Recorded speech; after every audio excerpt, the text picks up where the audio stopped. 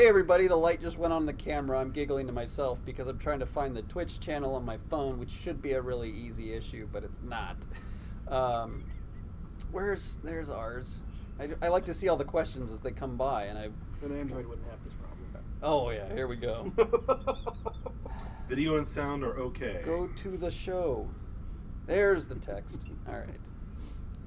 There's me. I can see that we go live to Tyler staring at his phone. Yeah. Sorry. Twitch streams Tyler finding Twitch. Twitch streams Tyler finding Twitch. Hello!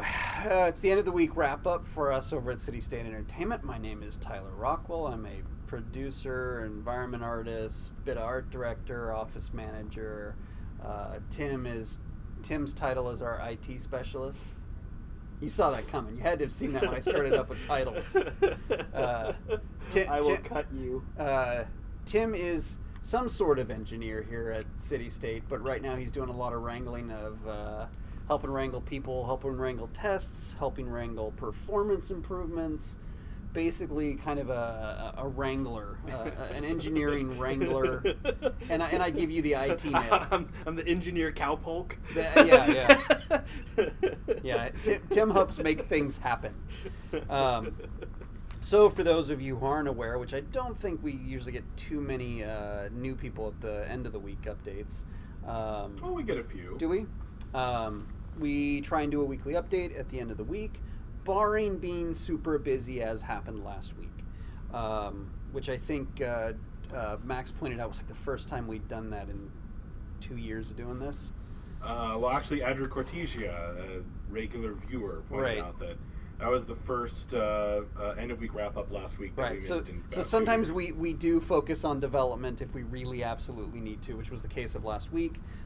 Just simply very busy, as you can see over this week's top 10ish and pretty much the last 5 or 6 like weeks. 17 for like 3 weeks. Right, like our top 10ish started out as the top 10ish because typically it was around 10 items of the highlights of the work for the week, and since we've been really focused on sprints, we've been focused on performance of the engine, we've been getting a lot of focus stuff done and are starting to spill back into testing.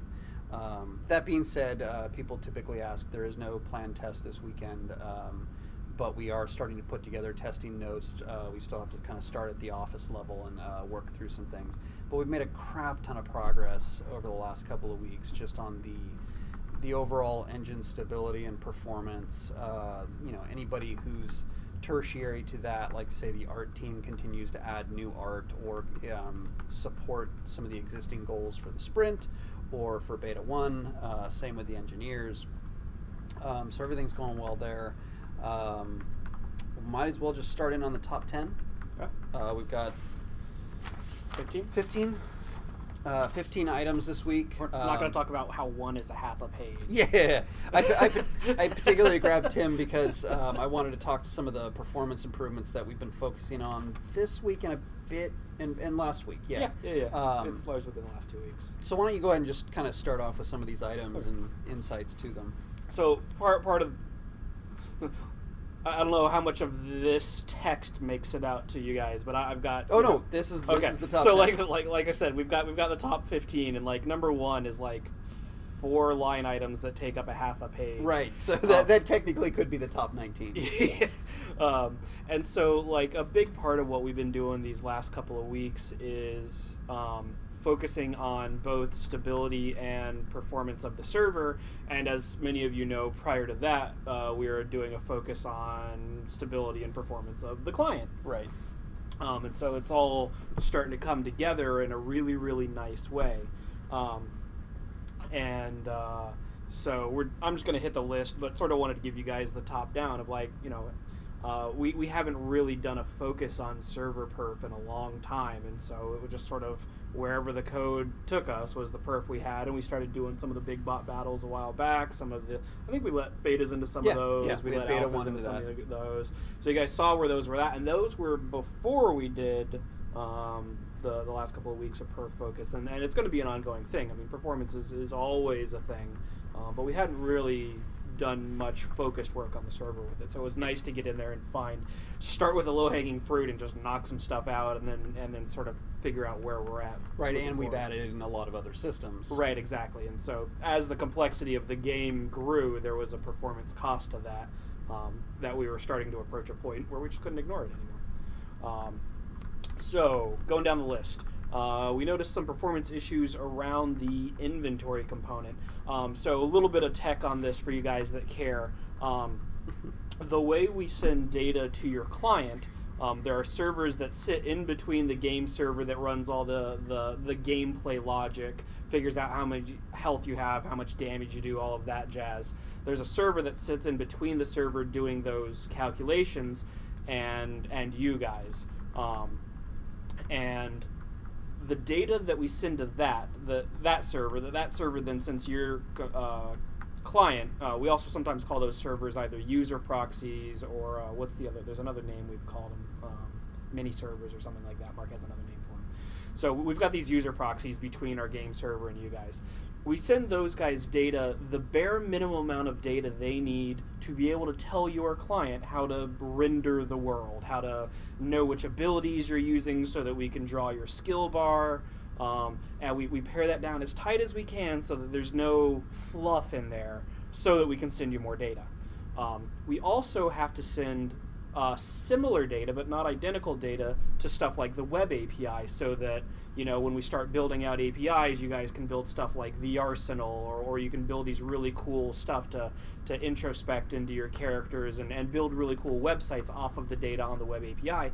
And that needs to know more than just information about rendering. That's when you start caring about, like, how much damage does my weapon do, or what's the sharpness of it, or how much does it weigh, and how long have I used an ability? Exactly. And we've got a lot of information about some of that stuff in terms of, like, this was the material that the item was crafted from, and it was actually an alloy that was made from all of these, and we track all of that data, and a lot of that's going to the web API. And that particularly was far more expensive than we originally thought. And so we made a pass at improving that, and that does two things. One is we spend less time trying to figure out which data we need to spend to that server, and we end up sending less data, which, again, a little bit techy, but we have to allocate memory to put that data so that we can send it to the other servers. And so we've reduced the amount of data we're sending by potentially 70%. We're still running some tests to figure out exactly where that went, but that means we're using a ton less bandwidth for some of that stuff. We're being way nicer to the allocator, and the work we're doing to build that data is far less expensive than it used to be. So this is one we haven't actually gotten into profile yet, but we're really, really excited about this guy. And so, just for those who don't understand all the tech that you just said, the user experience is smoother gameplay, less warping, less rubber banding. Yeah, there was a big hit. This in particular was causing a big hit when a bunch of guys were connecting, but also there was some cost to it just running along a normal server, just guys playing around and nobody connecting. Yeah, so, and just for anybody who's new, who doesn't catch when I say, like, a little bit of rubber banding and everything, we're not talking on the scale of 20 to 30 people on the screen. We're talking about 1,000 plus, 2,000 players where we start seeing these issues. So yeah. Like when we were doing the ARC tests, we would bring in 250 to 500 ARCs, and we'd see some rubber banding while we were bringing in 500 characters. So hopefully this significantly improves that, such that a bunch of guys could log in or zone in or whatever all at the same time, and it wouldn't freak out our servers or the clients running on your computers. Is that going to... I'm going to throw you a curveball because maybe I'm not understanding this. Does that have any effect on that world state issue we were seeing where the web API wasn't connecting when we were loading a bunch of guys in? Potentially. Okay. But I expect to a significantly lesser degree, but it's a thing that we need to keep an eye on when we get an instruct test. The anecdote to that was me saying, why isn't the UI working? Why isn't my inventory working? And I started putting in bugs, and then I found out that Hernandez was because we were slamming throwing bots in all over the place. ARCs. Yeah, ARCs now. All right, so next sub-item. Top 19. George is continuing his work on moving our Windows message handler off the main thread. Along the way, he's cleaning up and organizing existing code, making things easier to maintain in the future. So there's sort of two parts here. The second one we'll hit real quick. Just George is a hugely experienced engineer, and he's cleaning up a bunch of code that a bunch of different people have worked on all at different times, and it can get messy if you don't do maintenance on it like we're doing now. What this means for you guys is if it's organized in a more sane, less chaotic manner, then the engineers are more productive and we can push out features and bug fixes faster. He's also doing something that I believe is difficult. Correct. In general. In terms of moving the Windows message handler off the main thread, basically what that comes down to is Windows as an operating system sends lots of messages to our game client. Sometimes, if those messages are expensive or if there's a whole bunch of them, it can actually cause how we render or how we simulate the world on your client to lag. We're making it so that we have more specific control over that, and we can choose whether or not we wanted to do that. And I think I put a line in there last update while he was still working on this, was that potentially, and this is not a proven thing yet as this work is still in progress, it might give us a slight maximum frame rate increase. I mean, there's a lot of issues there that get you to that point, but it's an interesting thing from last week. Item 3. Sub item 3. Sub item C. Mark C3PO. Mark tuned some server-side metrics to better support large numbers of players. Heavy metrics are fine when you only have 400 players, but when you have 2,000, like we've shown with our arcs, the same metrics can cost too much processing power. So basically, we gather a ton of data about how long things take, how fast things are moving, how often things are happening, what the outliers are, what the average is, what the median is, all of that. We collect a ton of metrics about the health, about the performance of our server.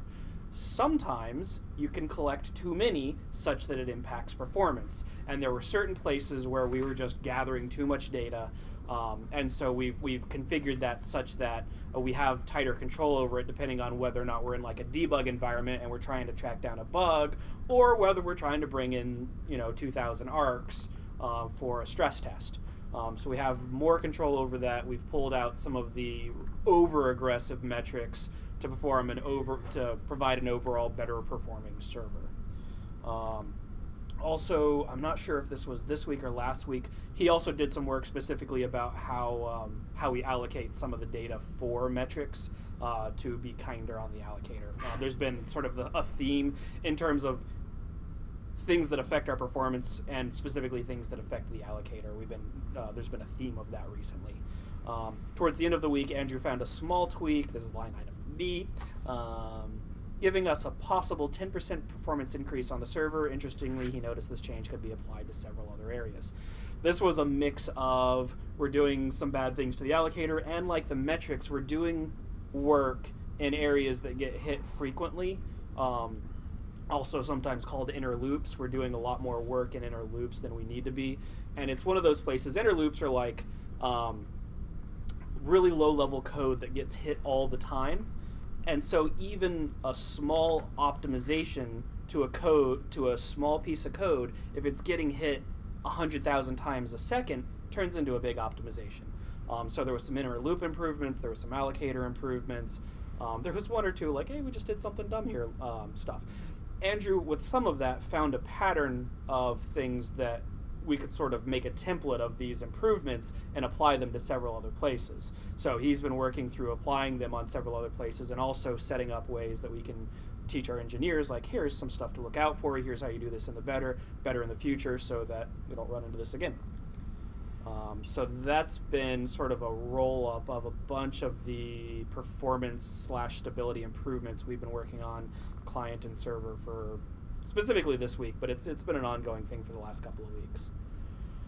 Number 2. Number 2. Well done, Tim. With 4 sub-items. You made it. Number 2 has 4. They're smaller sub-items. So, folks, once again, that was all number 1, performance and stability improvements. Yeah, like I said, there's a lot we're getting done. So our top 15 turned into a top 19, which is now the top 23. Right. That's what we're saying. Well, okay, good. These are, good. Sort of. I mean, technically we could break these out. They're all smaller That's things. why we don't let the producer count. The progression. Go back. I'm not even gonna say it. I'm just gonna put my foot back in my mouth. Nom, nom, nom. Christina gave us access to lots of data that can be displayed through our character info screen. So there's a whole bunch of data that we've been passing around back and forth between the web API server that I was just talking about. That's been going back and forth between the game server and the web API server, and there wasn't a good way to expose it to you guys so that you could do cool things with it, so that you could put it in UI, so you can make websites around it.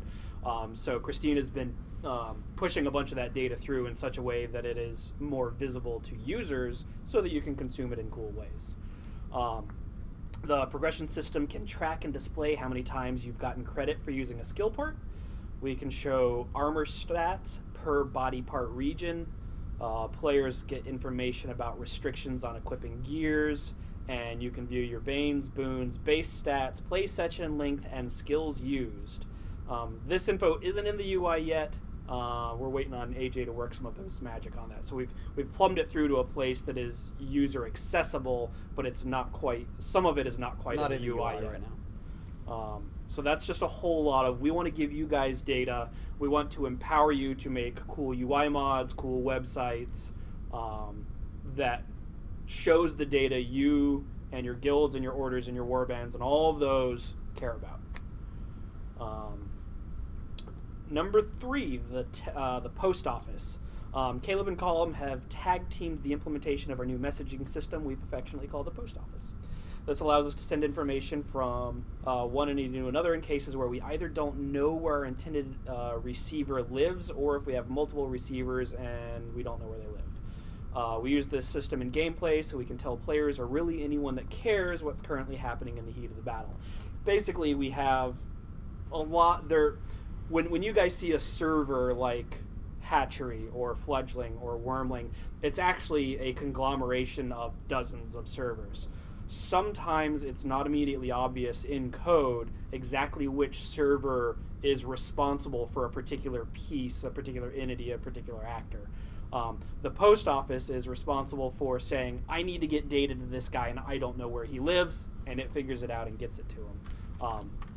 This helps us coordinate some of the siege stuff we've been working on, some of the progression stuff, some of the NPCs, helps coordinate all of that to sort of start gluing things together and making a real game with all these features that live on different servers. Siege improvements. Yeah, we're gamifying some of the previous game elements. Yeah. Game-y elements. In between tasks, Matt made some small fixes to siege engines. Sound effects for skills running on siege engines have been hooked up. With the help of some debugging visualization, he fixed a few issues with projectile prediction and orientation on the client, just improving the siege experience on the client, both quality of life stuff and bug fixes. Let's see here. I'm not sure. Number 5, building testing. After rolling out the dev UI for buildings, Ben and Rob went back and forth discussing the current workflow for adding block types to our spreadsheet, in addition to placing building plots throughout the editor. Revisiting these systems allows us to track down a few bugs that had crawled their way in. Knocking them out paves the way for future building improvements. Yeah, there's another thing in here that we're actually working on that maybe I should. I'm excited to talk about it, and I guess we'll just have to wait.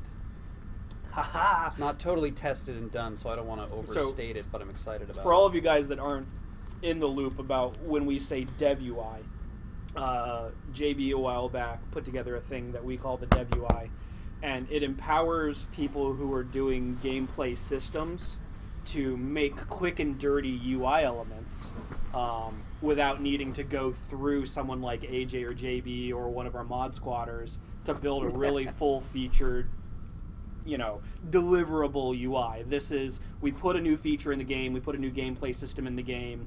A programmer has some quick tools to expose ways to access these systems so that we can start testing on them, start iterating on them, get them into your hands and our hands quicker to figure out what works and what doesn't. And then we can send stuff off to actual UI, UX guys. So Ben and Rob have been working on the dev UI for several different building features. to flesh out more of the building stuff that's been in there for a while Yeah. and just wasn't user visible. And the great thing is like I think I mentioned it maybe 2 weeks back. Rob had said like using this dev UI took something that would be 3 days of work into an hour. I don't remember if that's the exact numbers, but he was extremely happy, and all the engineers are really happy with just how can we quickly iterate and get information on the screen without requiring a crap ton of work and getting the UI guys involved and everything. So, you know, in near-term testing, you're going to see some kind of, I don't want to say janky, it's usable, but it's, you know, lots of little squares, buttons It's to programmery push. It's art. programmery art. Number 6, animation support. Wait. A wild bull appeared. What's up? Did you fix it? Did you fix it? It's being fixed. Nice. By who? A single line if statement. Okay, great. Then you're allowed to stay. Yeah, okay. Okay. Because if he was going to say, "Oh, it's still not working," I'd be like, "Dude, get back over there." Get the fuck to work. Bull is actually working on what is it? Format the build broke. What am I trying to say? You tell Asset me. build. Asset build. Yeah, the assets are kind of don't know how to talk to each other, or they're kind of scrambled like eggs. Right, and then we threw in Brad's changes, format change for anim. Well, I was going to Anim talk about clips. that. You cut me off. Yeah. Oh, okay, all right. Go for it. Talk about it. You probably know more about this than I do. Well, the only thing I know is that we changed the asset build wasn't working, so we basically got a whole bunch of red text in the patcher. See, I came over here to ask Tyler for a tree, but then I was like, "Oh For my a gosh, tree? he's Oh, a tree. Got it. And I'm like, I know he's what on, a tree. and he's I know on what he's talking he's on about. stream, so I'll just stand and be awkward behind. Well, you just go on Twitch Behind chat and Max, Max will tell right. him. Oh yeah, so I'm going to go back to my desk and I'll get on the Twitch stream and ask. So my assumption is stuff is now working or is rebuilding.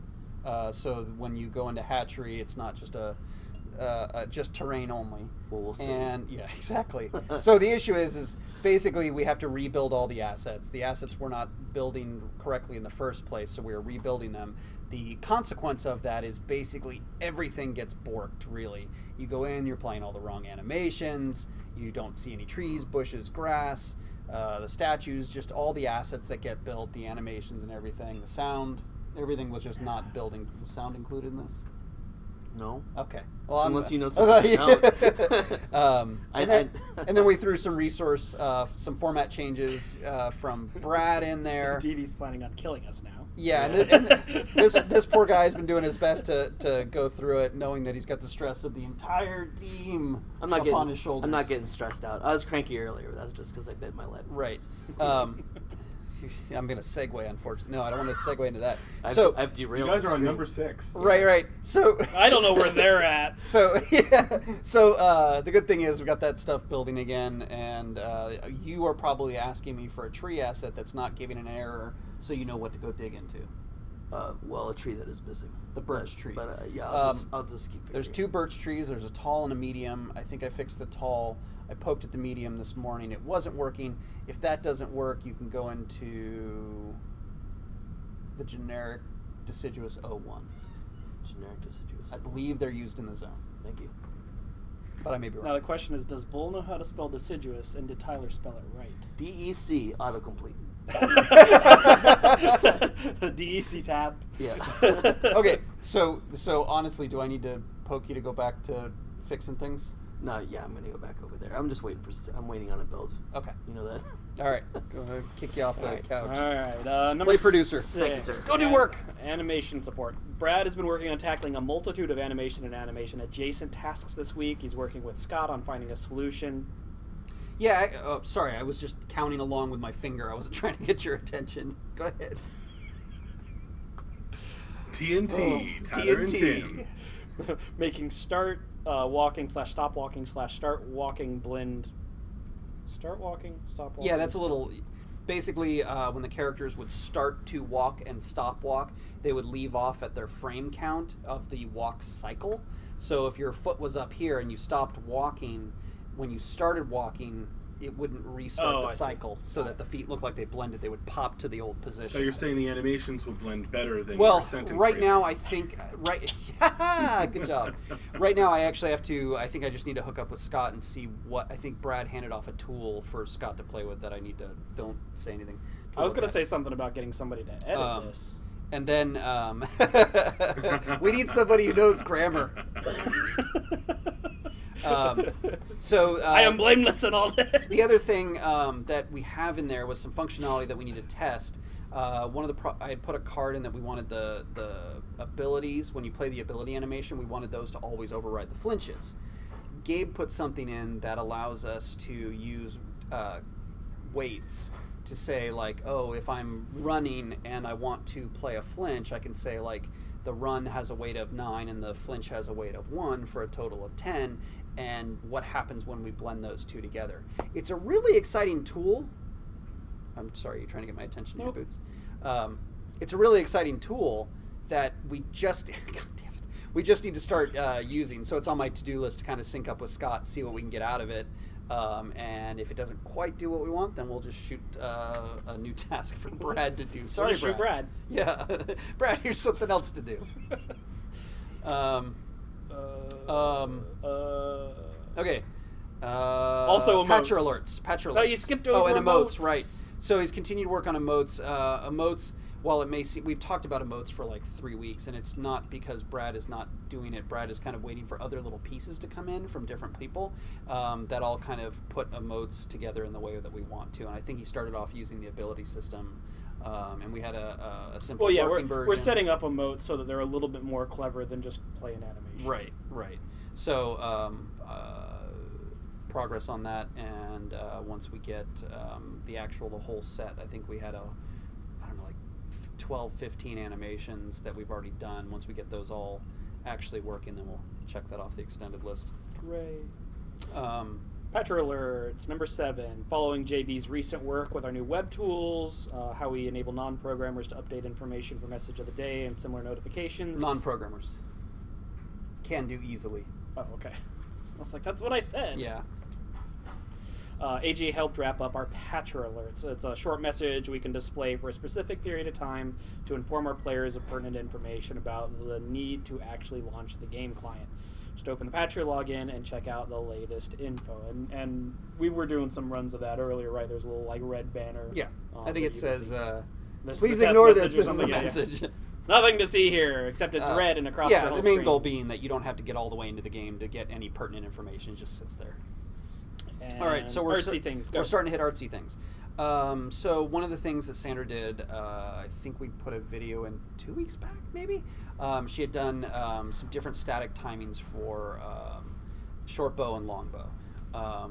There's some great gameplay things that we can do with short and long bows. Previously, we had only given the Arthurians the long bow just to kind of get testing in faster. So John had made new bows, short and long, for all the realms. And Sandra had done some static timings for a slow, standard, and a fast short bow and long bow.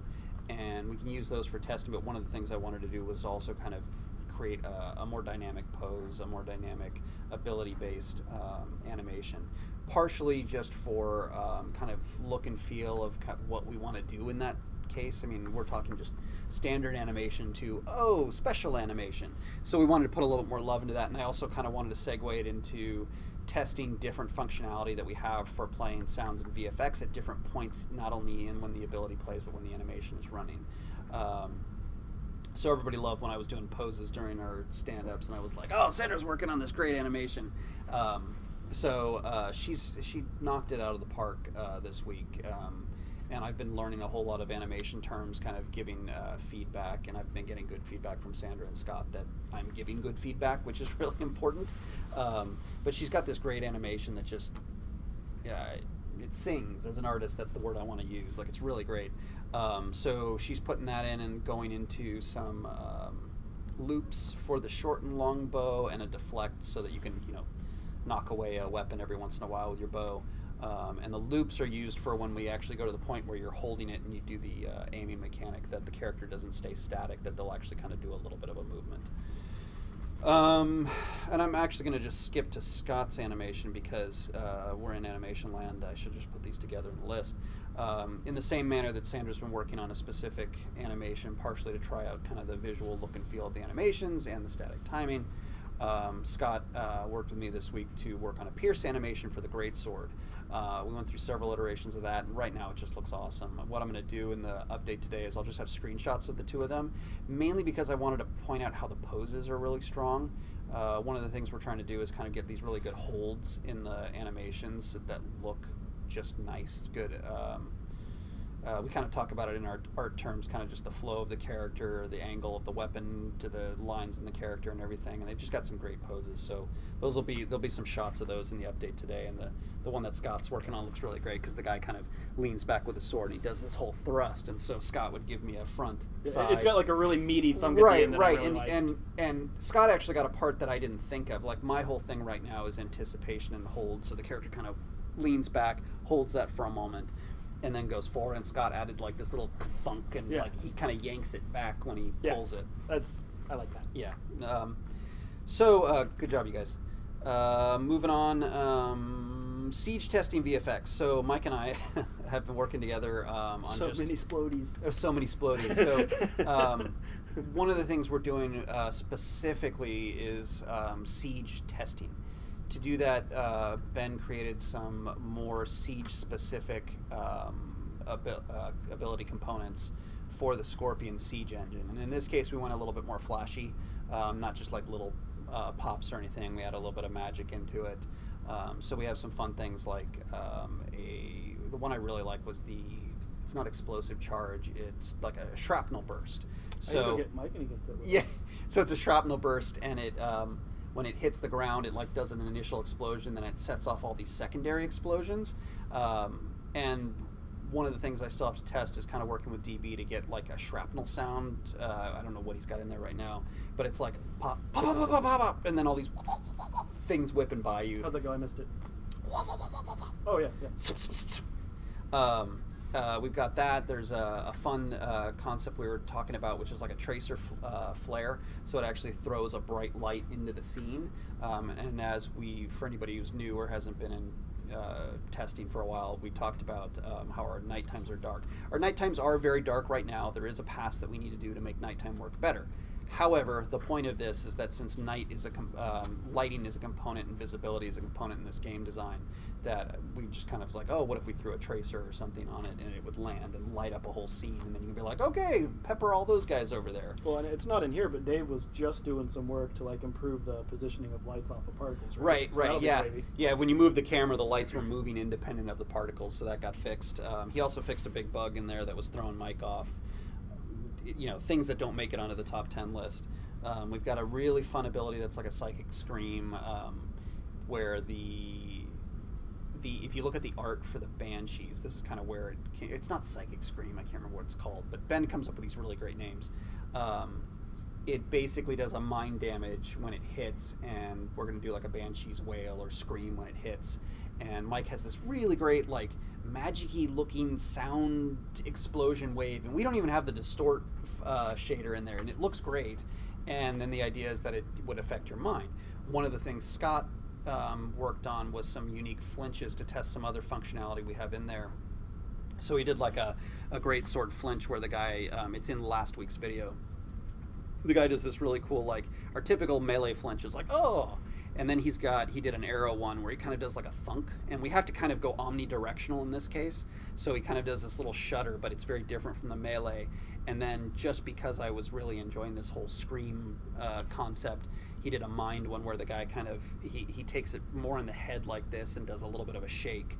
And the idea is that we want to try and convey a lot of this information in the screen and not on all the UI elements that most MMOs, you see these screens full of stuff. So the idea is like, if a psychic attack, or I'm sorry, it's mind damage, a mind damage attack were to hit a player next to you and you saw them kind of wiggle their head, you would know that that's what it is. They wouldn't just play the generic flinch.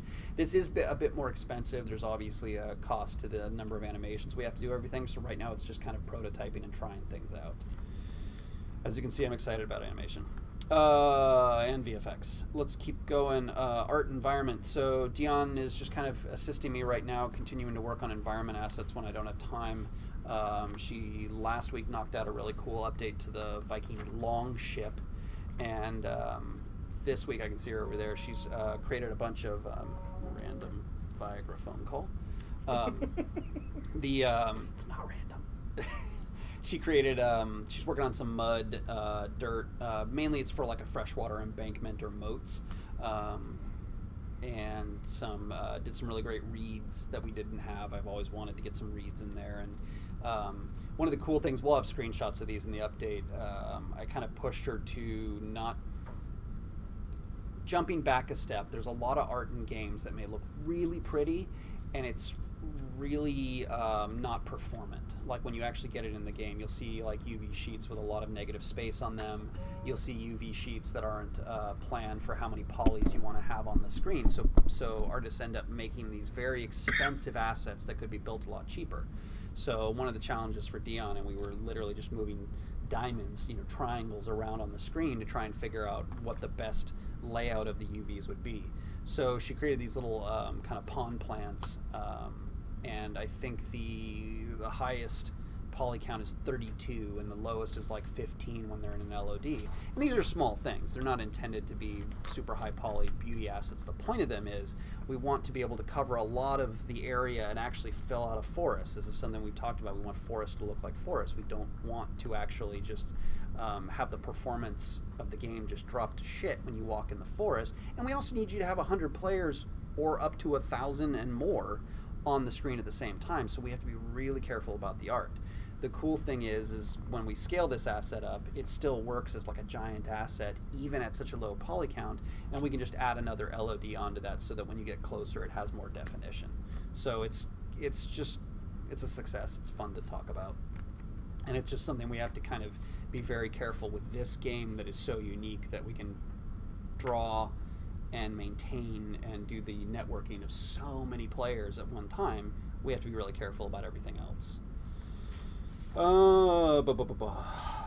Generic Arthurian clothing. So if you caught John's stream earlier this week, he's been working on some Arthurian clothing. It's generic. I don't want to I'm not trying to make it sound like it's crappy clothing. It's just not meant to be full armor and combat gear. And the primary use we want to do right now is use this for NPCs so that you can very clearly differentiate that guy's an NPC and not a player. We are making the clothing and everything so that it can be used by players later. And in the near term, we'll probably use these for renders so that when you select your character before you go to your class, you'll see them in regular clothing. Ship concepts. So Michelle has actually been spending a lot of time helping James out with the character creation backgrounds. I showed those over the last 2 or 3 weeks. So while she's been doing that, she's been working on concepts for an Arthurian ship. They're fairly close to done. We just kind of need to look at it and go, yeah, I like that. Let's make that. And that'll get handed off to Dion in the near term. I said Scott's. SFX, so DB's been busy. DB kind of jumps around a lot. So this week it's been the Siege VFX from Mike. I'm kind of checking things off, and I'll be testing some of that stuff next week. And Siege specific stuff. So it's like I deploy my Siege, the Scorpion, I pack up the Scorpion, I enter the Scorpion, I load and unload, everything to kind of use that. Right now we don't have all the animations hooked up. We pulled Matt off on some of the sprint tasking that we needed to get done, but we'll circle back around to hooking all that stuff up. But I think the sounds work right now. It's on my to-do list of testing, which was right behind does the build work, which Bull just told us about. Last item, number 15, or what do we call it, 23 or something. John created a bunch of bolt models. I think I only needed like 6 for some of the stuff that Ben had designed, and the idea is that we actually call the correct model. You don't just shoot a generic bolt, you don't just shoot a generic arrow. You can actually look at it and go, oh, that's a very specific type of arrow. Right now that's obviously going to kind of keep changing as we find, very fine-tuned things, but he did 16, I think he said, siege bolts with the intent of filling up a stream and also possibly using some of these things just to turn them into spears later. And I don't mean literally make a bolt the same thing as a spear. We would just kind of audit it to be a spear. Or a javelin. Or a javelin. We don't add to my scope. There's no javelin. You can throw a spear. Don't throw something else in there. Javelin's going to probably be totally different. Okay, forget I said javelin. Forget he said javelin. Just spear. All right. God, that's everything. Like I said, we've been made really it all the busy. way through. It only took you 40 minutes. Hooray! Okay. All right, I'm going to move the mic a little closer because people are saying they're having a bit of a hard time hearing. Can I talk loudly? We all know Tim is a loudmouth. Hopefully Always that's a loud. little better, folks. Now they're going to hear every creak of my knees. Someone mentioned the AC, hearing the AC in the background, and I know that there's a setting on here for directional, right? Not that one. Not that one? Okay, well then not that one. People have said that this snowball does a bit better job of cutting out the AC, but I think it's not just today quieter. this time. Or there's someone All right. with some really good headphones. So we're going to take some questions now. Direct your art questions at Tyler and your programming questions at Tim. And if you have any questions about the top 10-ish or top 23, if you really break it down, then ask those too. Odilvik asks, will stabby animations show weapons penetrating the enemy's body? Okay, there's the simple version and there's the much more complex version, which most people don't do unless you're talking like super AAA title, who that's all their thing. If the guy is in front of you, yes, he will technically penetrate it, but there is no like paired animation tech. There's no IK coordination between the characters, so that like if Tim's standing here, I will actually move over to here. That's getting pretty fancy. Adric Cortesia asks, today I learned very specific things, but how is the sprint coming along in general terms? Are you going to reach the goal within the 6 weeks? Good right now. I don't want to speak too much of it right now because literally this morning we kind of said let's do an audit. Yeah. I mean that was this morning. Let's see where we're at. Let's see where our expectations are. Let's see how we're doing. So I don't want to. I'll probably just answer it incorrectly. All right, we're going to ask the one beta question that we're allowed per stream. Saccharix asks, to Tyler, being the producer, is beta still going to start in 2017 with you knowing everything that needs to be done and managing everyone plus timing? So this is one of those things we've answered a million times that we will talk about it when we are ready to talk about it. Odilvik asks, have any of the code improvements increased FPS? Most of the stuff we've been on this week and last week has been server specific. Technically, George's may improve Yeah. performance. I think that's going to be I don't want to oversell that one. I do know that one of the things that happened in the current map was that we had scaled up the trees a lot, and I'd noticed a bunch of the trees that were off in the distance could totally have been imposters, which are just billboards, and Dave is on that right now. So technically, in some cases, we could see a small improvement with that fix. A lot of times stuff in the background, just like the trees, even though I've made the trees very cheap, they take up a lot of polys just when you put a whole forest there. Yeah, it's unfortunately a lot of times it's just not as simple as like in a vacuum is this better because there are times when you're CPU bound, there are times when you're GPU bound, there are certain scenes that are more complex than others. Some of the stuff we've been working on has been like we added in weapon trails, but we took out the fireworks. Which of those is more intensive? And even if we said, okay, this was frame rate positive, there's also been advances in the tech since then. So it's a lot of times we don't spend a whole lot of, okay, let's see before and after this exact change. We sort of look at the net for a couple of days work. And so what I can say is with ARC testing now versus a few weeks ago, I feel like the scenes are more complex and the frame rates are comparable. And we have more coming from George in terms of the Windows message handling stuff that may see more improvement. Yeah, I mean, one of the things I try and remember is that when we talk about, oh, there's only 500 on the screen right now. Oh, there's only 900 on the screen right now. We're doing a fantastic job. We wouldn't have gotten to those numbers already.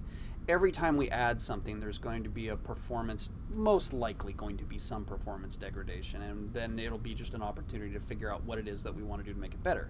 case in point, the Siege VFX that Mike is making, he's expressed, concern about, like, when I tell him, oh, make it bigger, do more. We don't know what the performance impact is going to be when a lot of these things are going off. And there's a lot of ways to tune that. There's ideas we have in our head. There's things that are going to change it moving forward. I'm excited to say that when we watch some of our art testing, it's like there'll be 1440 on screen, and the frame rate on someone's machine might be 50. What does it average say? At 1440, I think 60 is pretty common. Right. And then we'll get up towards 2000, and you'll see it drop to what, 53, Yeah. 48. So we're doing there's a whole bunch of magic behind this that just makes it all work, and it's one of those things that does unfortunately make things take longer. There's this quality over quantity issue that we hit with these types of things, where just like when I talked about that plant, that is something that if I just let Dion, hey, make a plant, it would have been done in half a day. But it took about a day and a half to really figure out how to make it work well and pick all the textures and get it running right. And now that we've done that work, that little recipe or the layout, we can just use it over and over. So it's pretty amazing right now. But that's also like part of what I was talking about is we want quality, but we also want quantity so that we can put 1,000 guys on screen, or 10,000 blades of grass on the ground, or 100 trees in the forest, or like we have to do both. Yeah, and right now you have to remember our original goal was a 500 player battle for Beta 1, so we've blown that out. But we also know that as we keep adding systems, literally as we talked about, like progression or item stats, those things have an effect. Those are things that we're looking at in different areas, and it's going to be the same thing now with the VFX. We're going to throw all these VFX in there. We're going to be stress testing the ability system. There's a lot of stuff that comes out of this.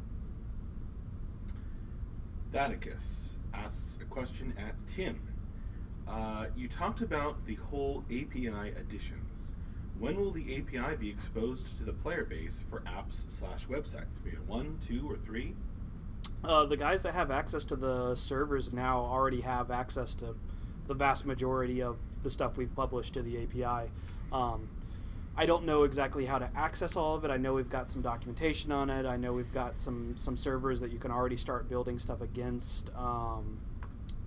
Poke somebody on the mod squad. I think we've got a mod squad Discord channel and all of that. Those guys would know more about it. But the vast majority of stuff that we have plumbed through to the API is available to people who have access to it now.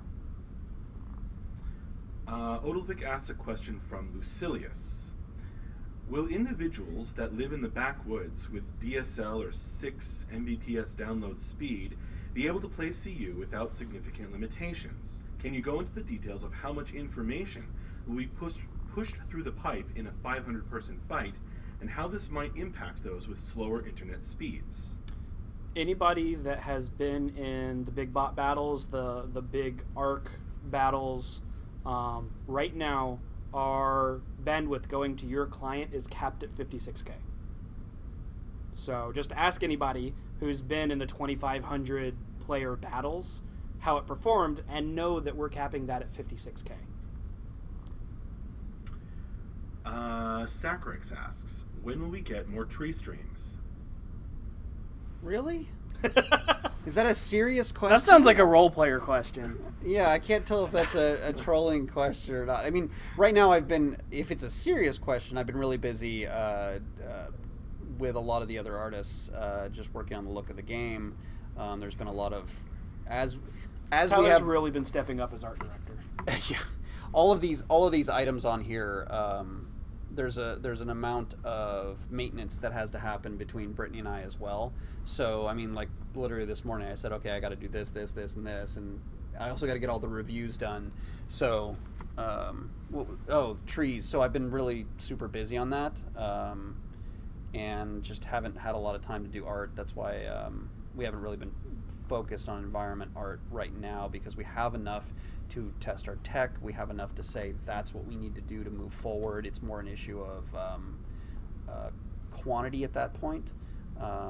So right now the only thing I'm having Dion work on is more focused towards the Siege work that we're doing.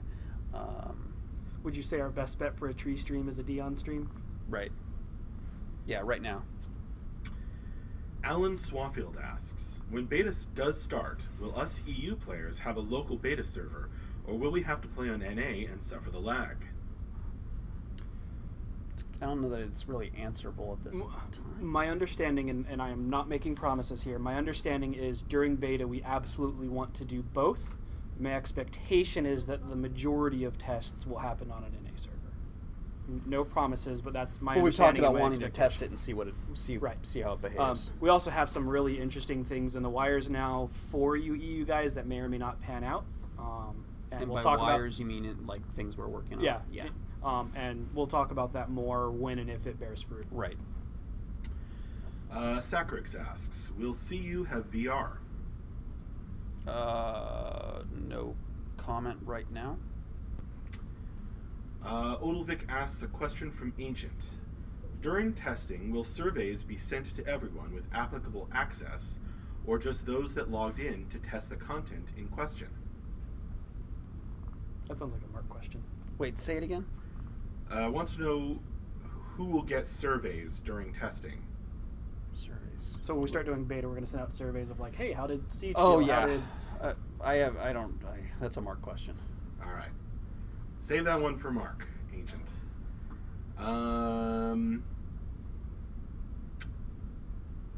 Torcall, your question is also from Mark because it's about the beta document, and these guys are not writing it.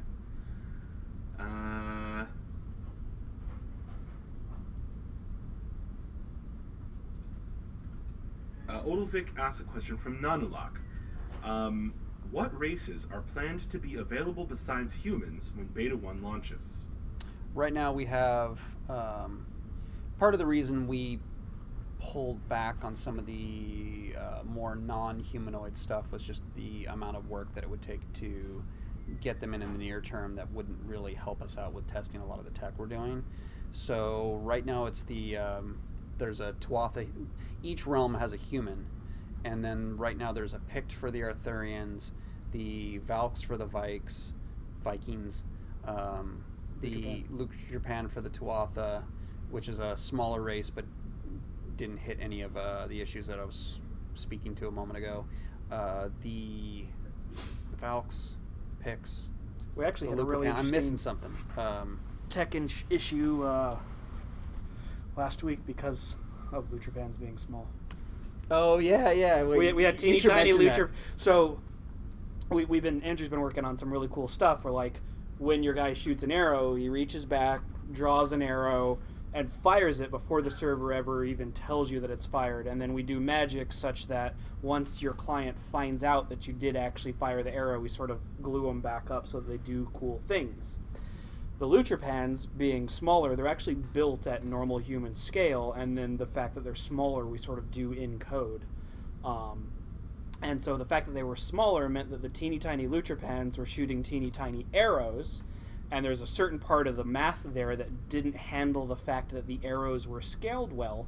And so for those of you that know linear algebra and all that jazz, our teeny tiny arrows had teeny tiny quaternions which were expected to be normalized and doing bad things. So we had teeny tiny Lutrapans with teeny tiny arrows and teeny tiny quaternions, and it was doing bad things because they were teeny tiny.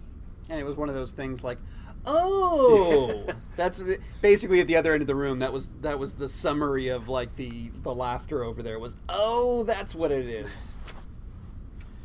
I'm skipping a few questions that are better directed at Mark Jacobs folks, so save those maybe for next week. Asking art and programming questions on this stream.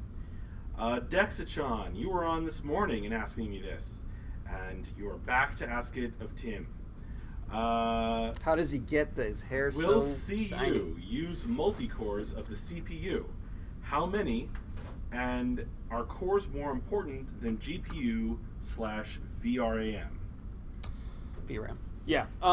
So in terms of multi-cores, yes, and all of them. George has a particular hate for CPUs that are going unused, and so we don't do that. In terms of VRAM, that's just not a simple question. It depends on what's going on your scene. Yeah. It depends on a whole bunch of different factors. Once we start talking about like if we want to predict stuff like building stability on the client. That's exclusively server now, but building out models, those are all highly threaded, and so it really just depends exactly on what's going on at any given time. Yeah. But in terms of multi-threaded, we are heavily multi-threaded. Right. I mean, we're trying to hit everything in Yes. some regards. And that It just depends on what's going on in the scene, where you're going to get your bottleneck. Yeah, and that was a big part of the client stability push we did a few weeks back, which was before George came on board, he's got a really cool library he's built for doing multi-threading things. We had a bunch of different solutions that we had built prior to that, and then when we glued them up, they didn't really play nicely together, and we'd done a bunch of work to sort of hack them together and duct tape them together. And so a couple of weeks ago we said, fuck this, we're doing everything the right way and going all in on our new multi-threaded library that George has built. And built upon. Yeah, and so it grew while we were doing that, and then more systems were pulled into it, and it's in a fantastic place right now. Odilvik asks, what's the chance of cacti in CU? Will there be any desert zones? I would hope so. Right now we're kind of, like I said, most of this is focused on testing, so it's... Confirmed cacti, Tyler. Right. There'll be a cacti stream. Sacrix has a question to Max. Is lore specifically going to have holes so people can roleplay themselves and fill in the gaps with stories of their own? I mean, yes, absolutely. That already exists. There's no overarching... everything has holes when it comes to well, lore. and a huge part of a there's game no like this overarching storyline that you play through. Right. So there's background so that you can have something to base your roleplay upon, but there's no story that you're locked into or characters that you're forced or even for to... RP. Yeah, I mean, in you the guys game. are making the story. That's Right. that's part of an RVR PvP Right. game. It's right there in the landing page and the lore of the website. This is your story. Right. This is where you write your history in letters of fire in the tomes of history. A little purple for me, but I guess I have to own it. Odilvik asks, will an archer character lean back further when shooting upwards or further away? He definitely pivots. I don't know if he leans like he Yeah. does this number. I don't think he leans back. No, but- there's no, he doesn't come back. That would be that would be much more technically challenged. It's something we're not doing right now because it would be a bigger deal. But Andrew, at one point, I don't know if it was committed because I looked at it the other day and I didn't see my guy doing this, but he did talk about something I think that is unfinished that would let you aim. Right. That's on my check-in with Andrew list. Vasil asks, I'm aware mass will affect a character's pushing power and pushing resistance, but will smaller races, like Lucropons, be able to squeeze in between other characters on the front line in order to get behind them? Maybe that doesn't have anything to do with the mass attribute, but I'm still curious. The two things are generally related, but not hard related. So, for instance, Lucropans will probably have less mass than a human. But say the Diverger, who are these little stone dwarfs, I think we can expect that they will have considerable mass. However, Lucropans have smaller collision capsules, so they can squeeze into places that tall folk can't. I usually describe the collision capsule as a pill. That's basically what it is. Yeah. Yeah. So you have to remember, we're not making a life simulator, and we're not doing a shooter where you can hit, this collision volume. It's not Street Fighter 2 if you've looked at any of those in-depth videos. So you're a pill. So if you've got enough space and you're smaller, you should be, if there's enough space between two players. There's certainly not any climbing through legs or anything like that. Right, there isn't that, but we've talked about stuff like a Lutropan or a Diverger could build a castle made for Lutrapans or Divergers, and big people will not be able to fit into it. And it's as easy as just not making the doorway as high. Yeah.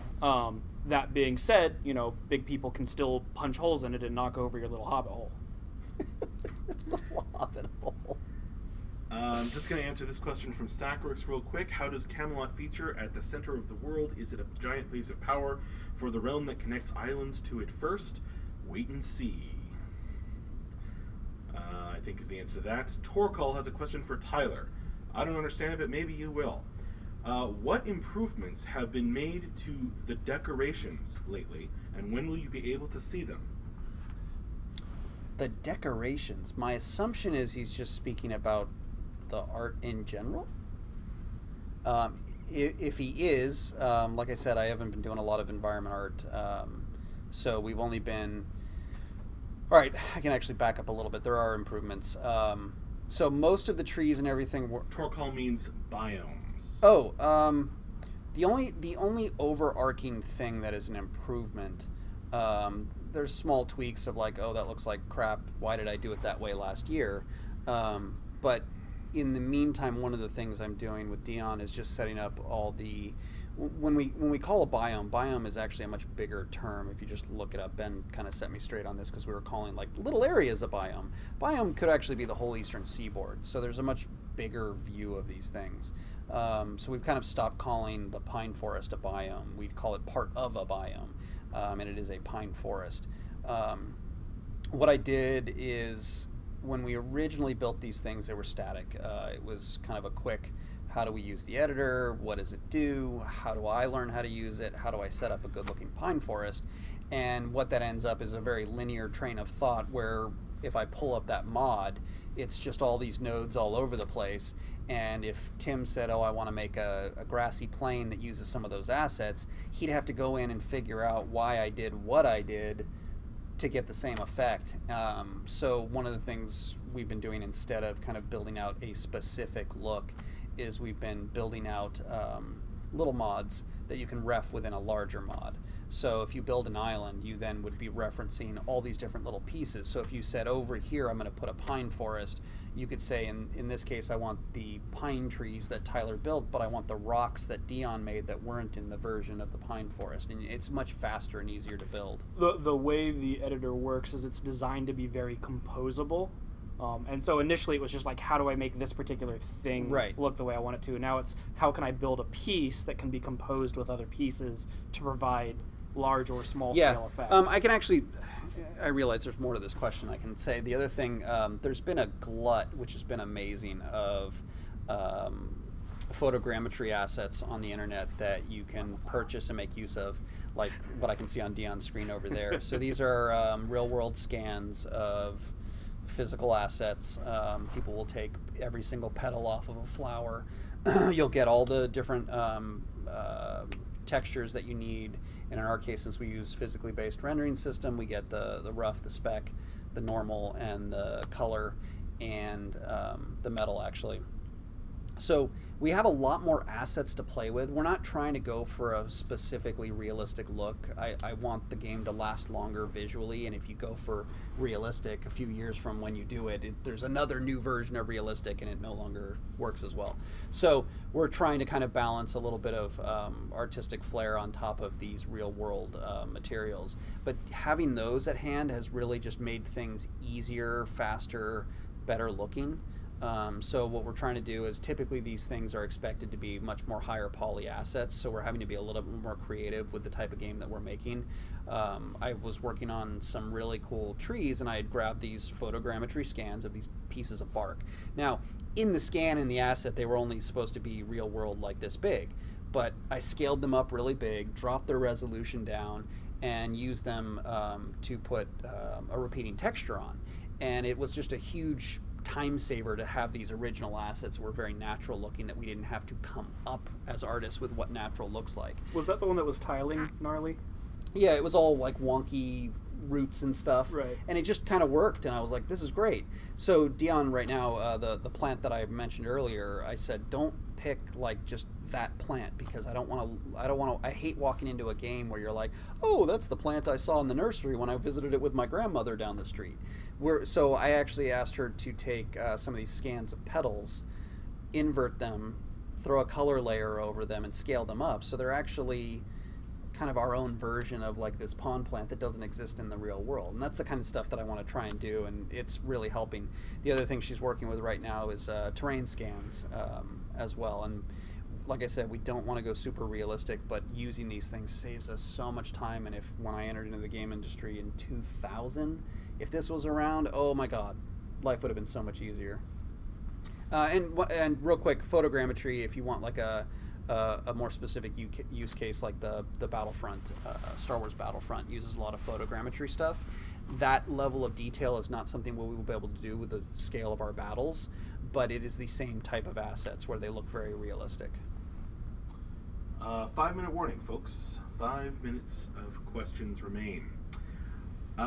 Kick Assassins asks, will biomes go through seasons?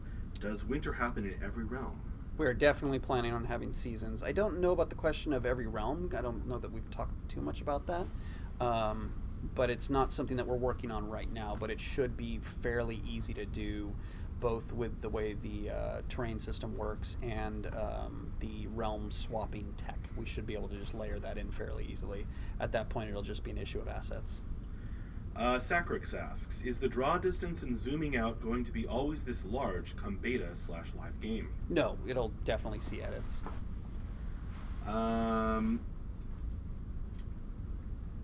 Odilvik asks a question from Mr. Peace. Real quickly, based on the way I answered that, I don't want to say that it's going to get smaller. It is going to change for sure as we do testing. Mr. Peace wants to know, how will armor customization be handled?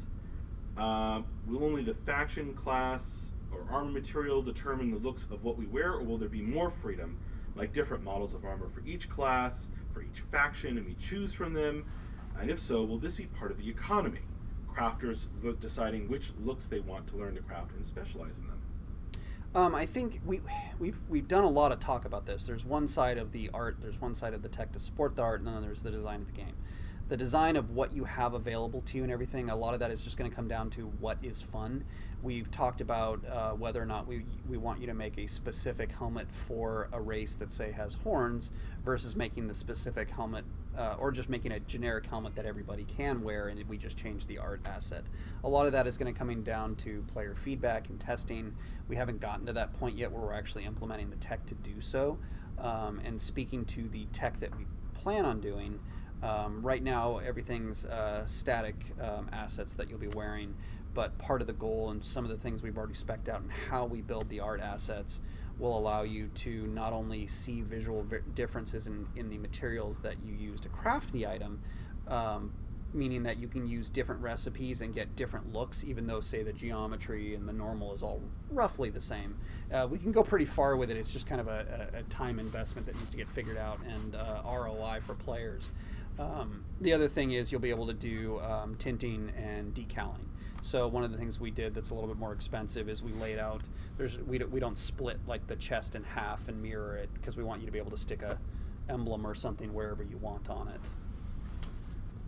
Sacrix asks, from a graphics perspective, how will you handle Dark Nights and people using graphic settings or monitors to get around it?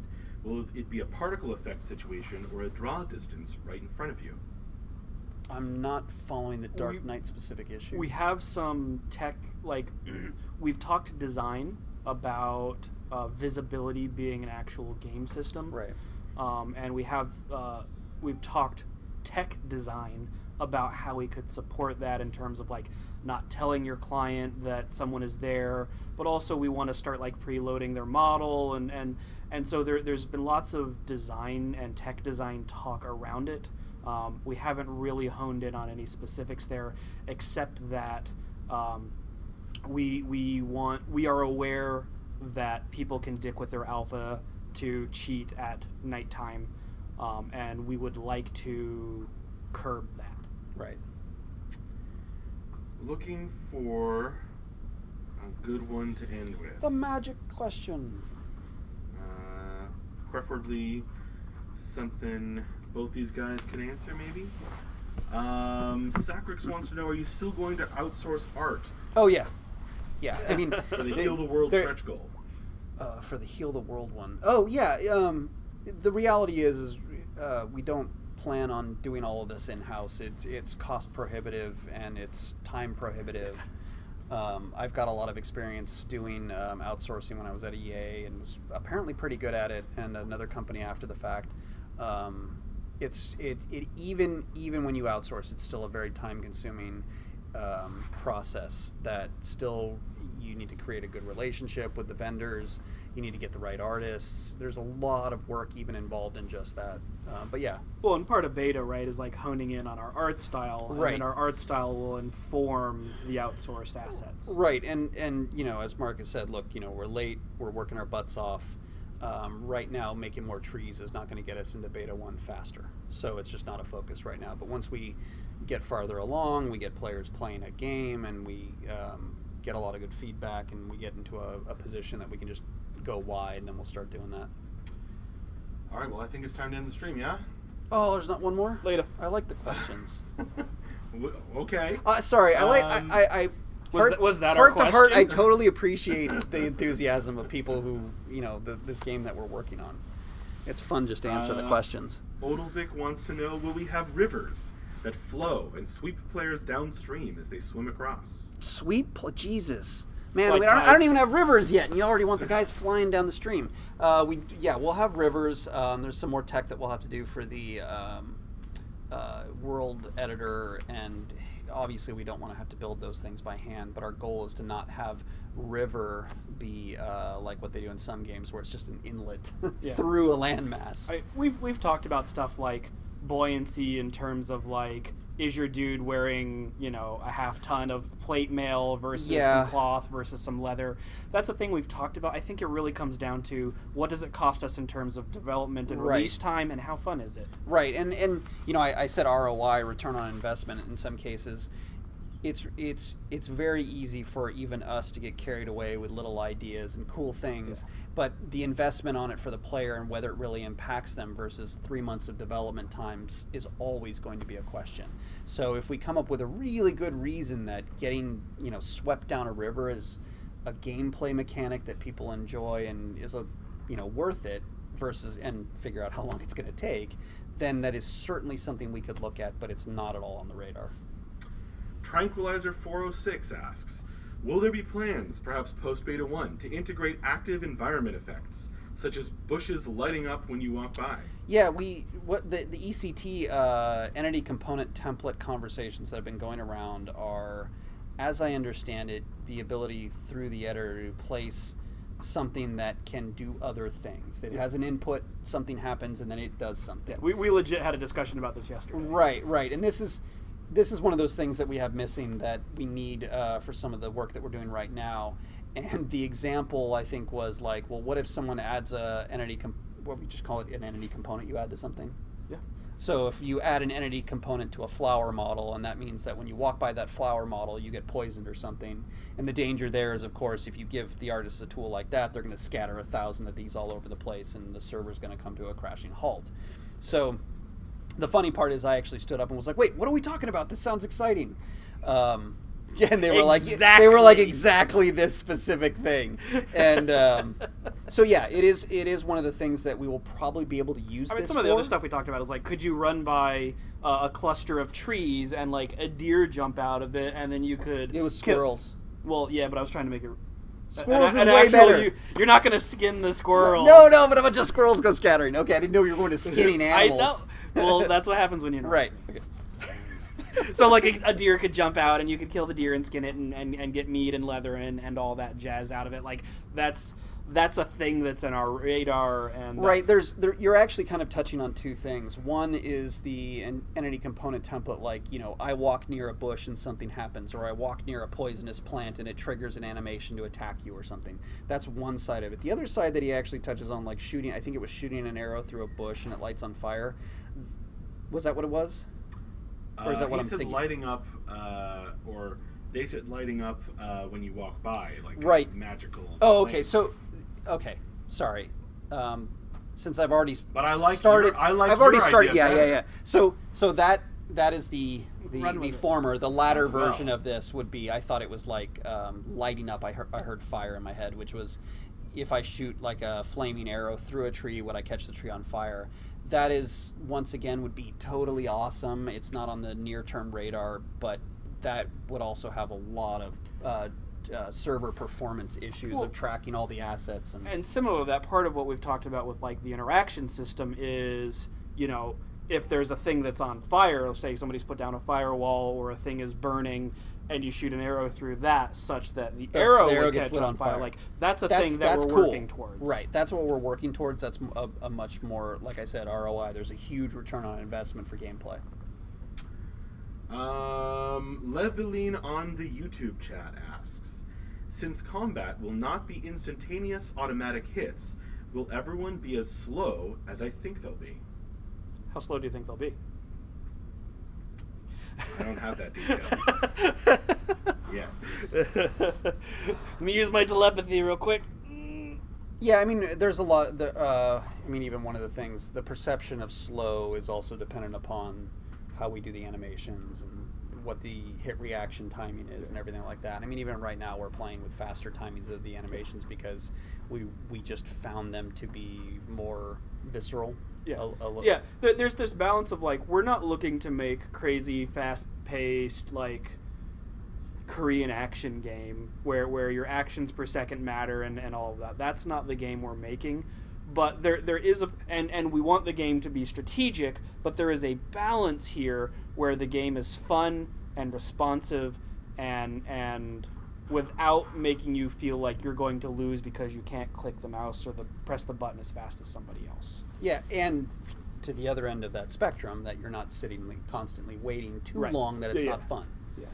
And that's just a gameplay testing balance stuff that will be going on for a while. Torcall has a question for Tyler, the producer. How do you share the organization of the two studios between Christina, I think they mean Brittany, and you?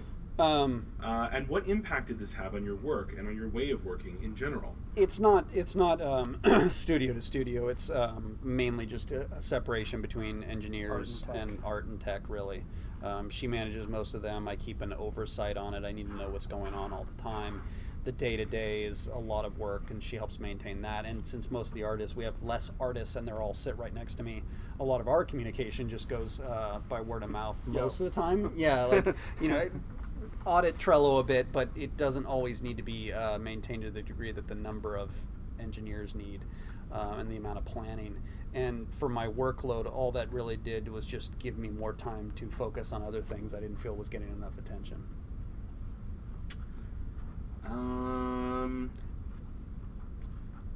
We've gotten to just about the end of the questions here. Oh. Basil wants to know if we can fireproof our TDD trees. That's a design question. Gasoline helps. So, anywho, thank you guys, honestly. Still one of my favorite projects, best experience ever in my career, and having a ball, and we're working hard. We know we're late. I appreciate your patience. Got more details coming, even that Tim hinted at, that I've hinted at. More cool things coming. Just hang in with us. And I think next week we're going to be focused on kind of putting together some testing notes. We have a shit ton of stuff that needs testing. Some old things that have just changed that may not look like they've changed, and some new things that have been added and changed. A bunch of the fruits of the siege sprint. Right. There's a lot of stuff that's we got to get into testing, and so we'll let you know when that happens. All right. We will see you later. Keep an eye out for the update email that Tyler and I will be getting out later this evening. And it will contain the user stories. Right. There are 178. Yeah, so we skipped, for anybody who doesn't know, user stories we were doing bi-weekly. Is that what we were doing before? Yeah, yes, we were doing them every 2 weeks, then we do them once a month. It eats up a bit of time, but it's extremely important to us that we are very clear on what we're doing and what progress we're making. So the user stories is a more detailed version of that. And even over the last few months, around the time Brittany came in, we actually toned down the number of items, and we just kind of grouped things a little bit more and didn't do as many little details. And we skipped last week just because we were super busy. And so this week it's 5 weeks, but even at that cadence, we're above what we've been doing. So it's a lot of stuff.